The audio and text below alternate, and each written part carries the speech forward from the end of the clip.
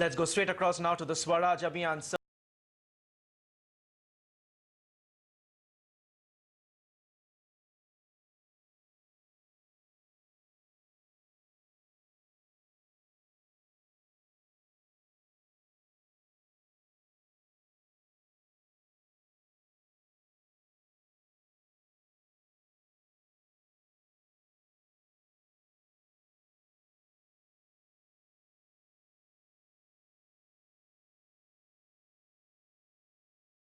It looks a very grim one. Nearly 75% of the surveyed villages in Bundelkhand in both UP and MP have reported complete state inaction regarding drinking water crisis in the last 3 months. To discuss more on that, we are now joined by Yogendra Yadav, convener of the Swaraj Abhiyan. Thank you very much, sir, for joining us here on CNBC TV 18. What would you attribute these shocking numbers to, sir? While some would say that it's state inaction, as clearly, your survey also brings out, but many would also say it boils down to gross mismanagement and corruption, because your survey, your latest survey, was conducted over 3 days, from the 6th of May to the 8th of May. But a month before that, in April, the Uttar Pradesh government claimed that the drought money would be directly disbursed into the bank accounts of the farmers within a week. In fact, before that, even in the end of December, early January, the centre had cleared over 2,000 crore rupees for the state of Madhya Pradesh. So clearly, funds are being allocated, but somewhere it's not being utilized properly. That's precisely the point of this survey. We've been tracking Bundelkhand, which is, apart from Marathwada, the other epicenter of this drought. We've been tracking it since the month of October, November. We conducted surveys in November in Uttar Pradesh of Bundelkhand. We conducted another survey in January. And this is an update on that we've done in the last 4 days or so. And as you rightly pointed out, the indications clearly are that whatever big announcements that are being made, they don't quite reflect in action on the ground. You mentioned Uttar Pradesh government's claim about disbursing the crop loss compensation. Clearly, nothing of that kind has happened. In fact, Uttar Pradesh lags far behind Madhya Pradesh. In Madhya Pradesh, you see some action on crop loss compensation. But when it comes to Manrega, and remember, Manrega started as a drought relief scheme, and this is a principal scheme that the government has for drought relief, to provide people some succor at that point. It simply doesn't exist in Madhya Pradesh. Only 5% of the villages report that some Manrega work is happening in those villages right now. It should have been more than 50%. In Uttar Pradesh, it's slightly better. But in general, yes, you're absolutely right to say the state action is not there. This is the one point where people need the state. Even in pre-colonial times, even in the days of kings and emperors, you needed the state to come at this point. And this is where we don't see that action happening. Not just from state governments, I would also say the central government has been rather inactive, has been something of a spectator.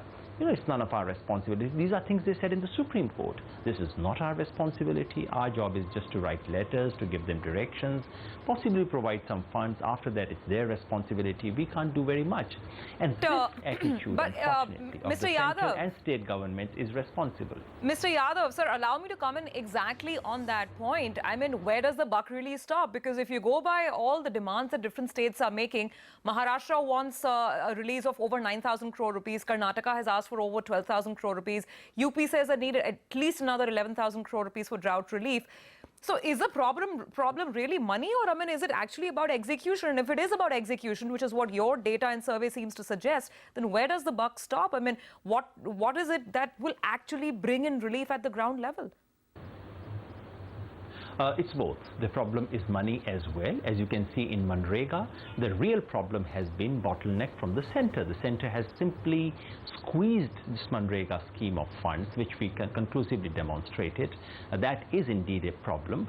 And in the case of drought relief, the National Disaster Response Fund is something which is in the center's hand, and how much they release is really an issue. But you're right to say that money is not the only issue here.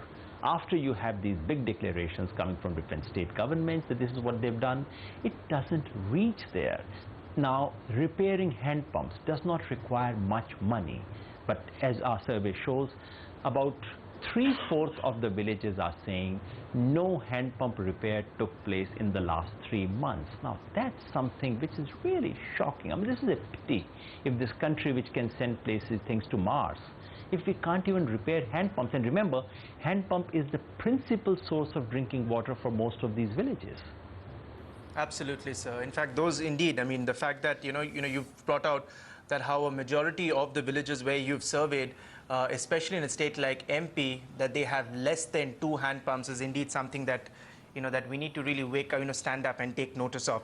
But sir, do you feel also somewhere there's also, when a state is facing a drought-like situation, you think there's also, the sense of denial among state governments that they're actually facing something like that? Because there's been a lot of hesitance and delay when it comes to declaring drought. Gujarat declared drought 5 months after the Kharif season was over. Haryana and Bihar have also taken a lot of time to declare drought. You think therein also lies the problem that nobody wants to actually, acknowledge the fact that their state is going through this sort of a rural crisis? As a matter of fact, Haryana and Bihar have not declared it yet. Just imagine, the entire state of Jharkhand is drought affected, and not a single village in Bihar has been declared drought affected. I mean, this can't possibly be. Nature cannot look at the state boundary and then, dispense its things. So there is indeed a reluctance. And also remember, even when states declare a drought, they play with words. Maharashtra says we don't have drought, we have drought-like conditions. Gujarat says we don't have drought, we have semi-scarcity hit places. All these are ways of wriggling out of legal commitments.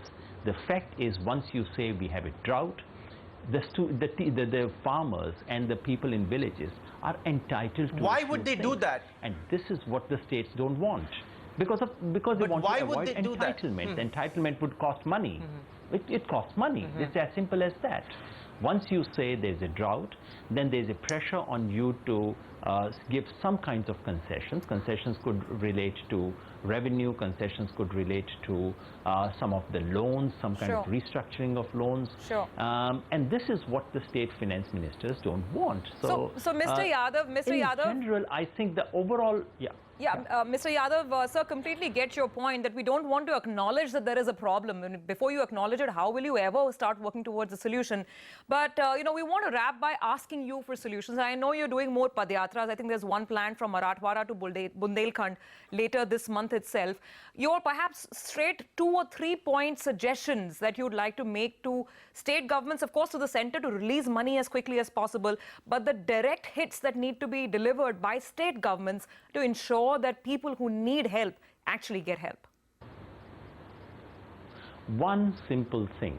Next 6 to 8 weeks, the entire drought-affected districts should have one single mission, namely use Manrega funds in order to re-energize, in order to revitalize water sources, so that when rains come, as we really hope this time they will come well, we can store that water.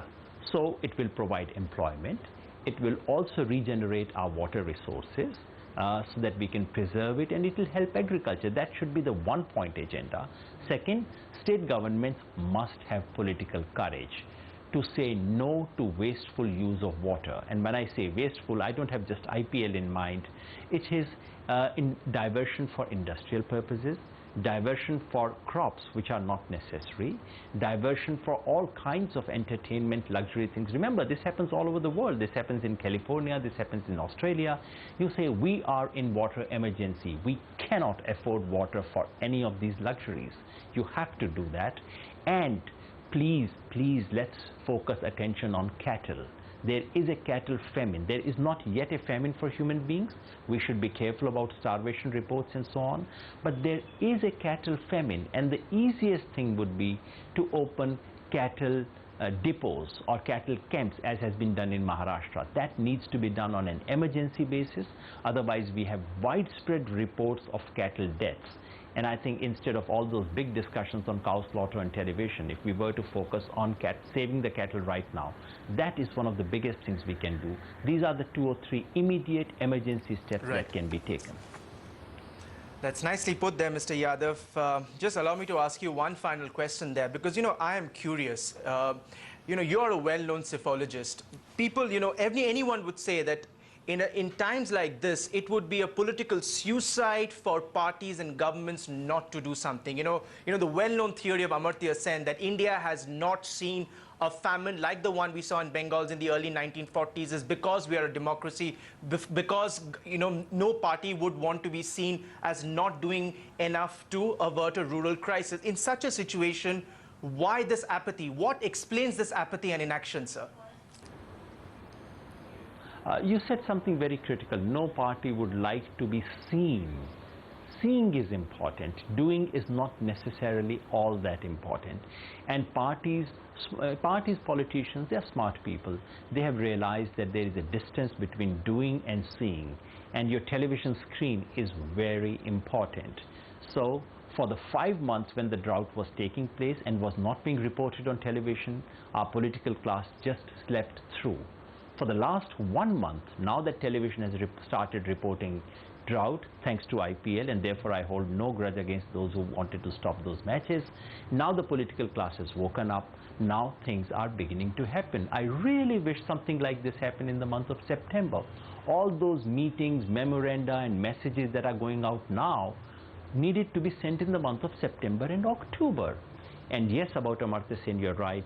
And what we are doing, this yatra that she mentioned from Marathwada to Bundelkhand that we start on the 21st of this month, that is to prove Amartya Sen right, that in democracy, even if the ruling class sleeps through, there are voices that are alive, there are people who would still shout about the fact that there is a human tragedy in the making. Mr. Yadav for joining in, and we only hope that those who need to be active really are listening and get down to action. Ron? Well, thank you very much once again. Time for a